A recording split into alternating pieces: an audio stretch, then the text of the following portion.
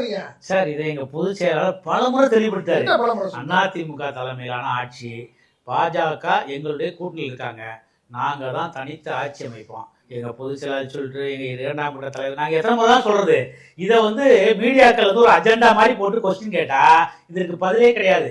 நாங்க 1972 கட்சி ஆரம்பிச்சு 77 முதல் ஆட்சியை பிடிச்சி கிட்டத்தட்ட நாங்க 6 முறை தமிழ்நாட்டை 7 முறை ஆண்டோம்.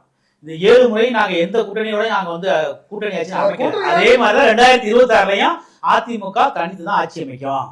அதிமுகங்கிறது ஒரு மிகப்பெரிய இயக்கம், பேர் இயக்கம், மாபெரும் இயக்கம், ஒரு மக்கள் தலைவரை கொண்ட ஒரு சக்தி உள்ள தலைவரை கொண்ட நாங்க யாரோடையும் நாங்க கண்டிப்பா மக்கள் எங்களுக்கு ஒரு தெளிவான தீர்ப்பை கொடுப்பாங்க.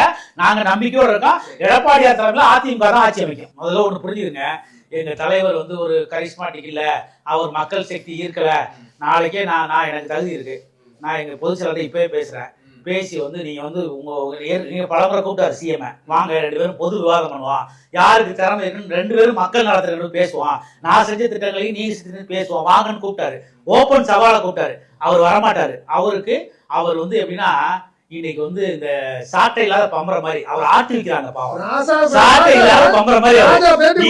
இப்ப துணை முதலமைச்சர் ராஜாலாம் நாட்டே இல்லைங்க, ராஜாலாம் நீங்க ஈக்குவலா இதாகுறீங்க. ஒரு நிமிஷம், ராஜா